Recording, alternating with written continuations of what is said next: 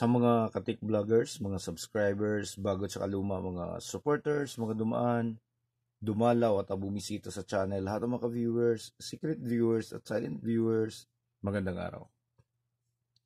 So ito na, nagawa na natin, natapos na natin yung ating minumodify na Brodo BTS 8090. So tulad ng pinangako natin sa inyo na i-reveal natin kung paano natin ikinasa sa loob, Okay? So ito na siya, natapos na at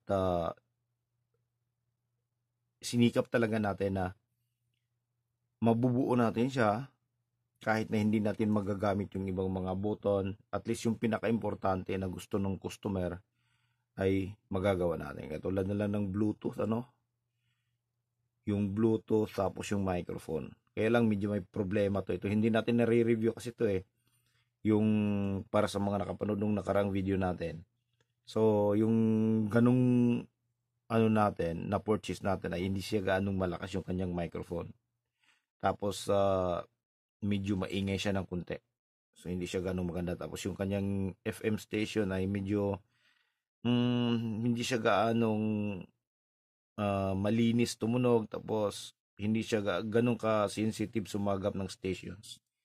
Okay? So ganun pa man, at least yung pinaka-importanting bagay ay nagawa natin. Tsaka yung unit na to, ginawa natin siya na hindi natin giniba, wala tayong sinira sa original hitsura niya, yung mapapansin nyo.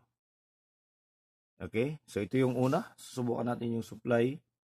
So yung supply natin dito, ayan, parehong 5 volts yan, Okay? So kung yung lumang board na to, yung lumang board na sinubukan natin in order online, sa Raon at saka sa saan sa mga electronic store ay wala pong available. Kaya ayan, napagpasyahan ko na kausapin yung may-ari na kung pwede bang i-modify natin kasi gusto niya talagang ayaw niyang itapon tong na to itong Bluetooth speaker na to. Gusto niyang magagamit. Okay? So yung lumang board na yan, ayan yung pa rin yung nakakasa. Ayan. So alam naman natin itong mga kapwa technician, so kanya-kanyang diskarte na lang kung paano mo siya gagawin. Paano mo siya i-connect, paano siya gagamitin, kung ano yung mga paraan na gagawin mo. Ayan. So ito gumagana, ito gumagana. Ito gumagana. Yung TF card lang, hindi na natin winawiringan yan dahil sabi ng may-ari hindi naman talaga nila to ginagamit. Kahit na nung unang binili nila to. So dito kung mapapansin nyo, 5 volts yung nakalagay. Okay? So susubukan nating saksakan siya ng 5 volts. Ayan. So umilaw na yung kanyang indicator, Tapos turn on natin yung power. Ayan. So ganoon siya. Ayan. Maingay siya kapag 5 volts lang. Kasi kulang yung kanyang supply. Kapag piniplay natin to, tutunog naman siya, kaya lang pag ni-raise mo yung volume pataas, mag-off din siya dahil nga kulang sa kanyang supply. So ganun yun. So kapag nakasaksa ka dito at syempre meron ka ng battery tulad nito, mawawala na yung ingay at hindi na siya magpapatay-patay. Yan. Okay, so narinig niyo na, Yan. So wala na siyang wala na siyang ingay. Yan. So patunogin natin.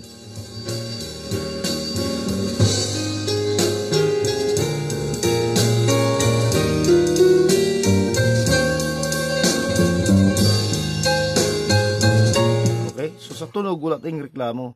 Napakalinis, napakagaling tumunog. Yun lang yung complaint natin doon sa FM tapos sa microphone. Okay, so patunogin natin kunti yung mic para marinig nyo Tapos volume tayo. Hello. Yan, so narinig nyo may ingay. Kahit na sabihin pa nating nag-auto-mute siya, kapag wala na siyang signal na nasasagap dito sa mic, ay nagmo-mute siya. Hello. Yan, so ganun lang siya kalakas. Naka full volume na yung natin, yung microphone volume. Ayan. So papaano naman gagamitin natin ngayon? Hindi ito hindi natin to gagamitin.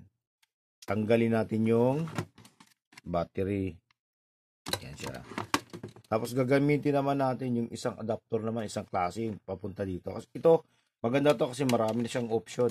Pwede siyang mag 5 volts, pwede siyang mag 12 volts. Pakita natin yung supply, ano, kung ilan.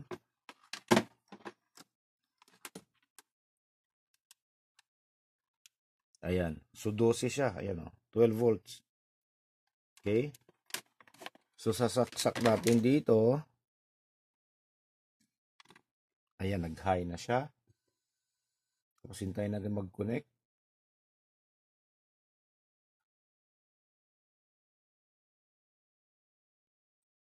Volume natin.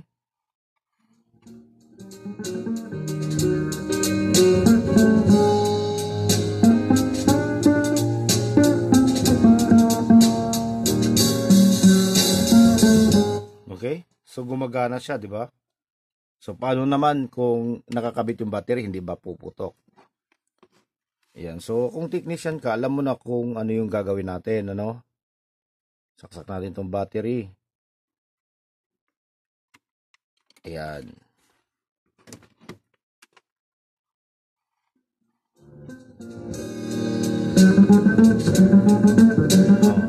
So, may battery man o wala, basta 12 volts yung ginagamit mo, 9 to 15 volts. 15 volts siya tayo maximum nito. Gagana yan. Okay? Yung battery mo hindi man siya gagana, meron kang ibang option dito. 12 volts. So, hindi mo na kailangan ng battery. Kung yung hindi na talaga mag-charge, hindi na magagamit yung battery, so pwede ka dito. So, wala nang bunutan. Permanente na yan. Yan.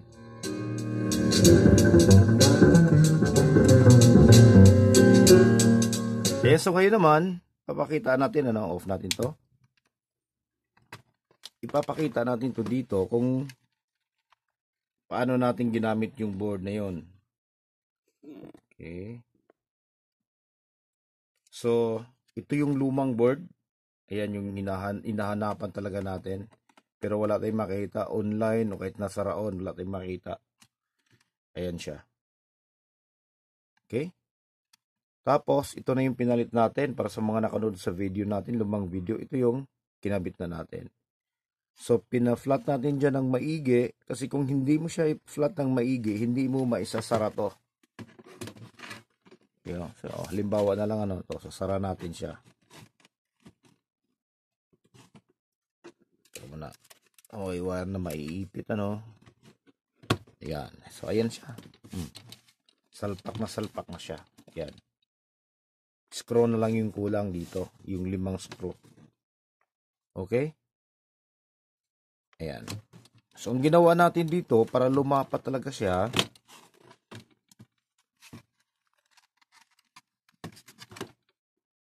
ayan. So, yung mga nakatayo, katulad nito, nakatayo to eh. Nakatayo tong resistor na to. Pinahiga natin. Ayan yung inductor na yan. Nakahiga din. Pinahiga na rin natin. Pati yung dalawang filter capacitor. Kasi kung nakatayo yan, hindi mo maisasara to. Kasi ito, dito, tataas ang ganon. Sasayad siya dito, banda. Kaya hindi mo siya maisasara. Kaya yun yung dahilan kung bakit hiniga natin. Tsaka ito pa pala oh. So itong terminal na to dito, ito para sa full range speakers tong kulay blue. Tapos dito naman, ito yung pang high frequency, pang tweeter. Ayan, dito ito. Ito siya. Ayan. Tingnan nyo na lang maigi, ano, kung paano. So, kailangan lang natin linisin, ano. Tsaka, siyempre, may mga wire naman na bago. So, yun pa rin yung gagamitin natin pag nagja-jump tayo. Okay, so dito sa microphone input, ganun pa rin yung potentiometer na, microphone volume. Ganun pa rin yung pot na ginamit, yung original niya. So, ito lang yung binago natin. Yung kanyang master volume. Dahil stereo yung original nito, stereo control, tapos yung para dito, original para dito sa board na to. Tapos yung nakakasa dito na, yung sa kanya talaga ay, ano lang siya, mono lang. Kaya ayan, nagpalit tayo. So, ayan na ngayon yung hitsura. Ayan. So, kanya-kanyang diskarte na lang, bawat technician, ano kung paano gagawin, at kung ano yung mga pamamaraan mo sa pagmumodify ng mga ganitong klase. At least, hindi man natin na perfect, yung mga button dito dahil nga iba yung program nung original board niya.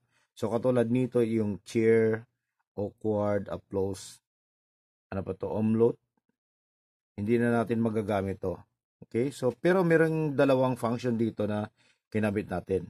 Ito wala na to, yung ilaw. Tsaka tinanong din naman natin, hindi nila kailangan ng ilaw kasi dagdag konsumo din yan sa battery, yung ilaw na yan. Kaya importante yung tunog lang. So ang walang gamit na dito, itong ilaw, yung switch, tapos itong upload at ito. Itong dalawa, nakalimutan ko kung saan ko na-tap. Yung isa nito ay record. Yung isa nito. Tapos ito lang. Ito lang yung mga nagagamit natin. Okay, so hanggang dito na lang siguro tayo. No? So maraming salamat.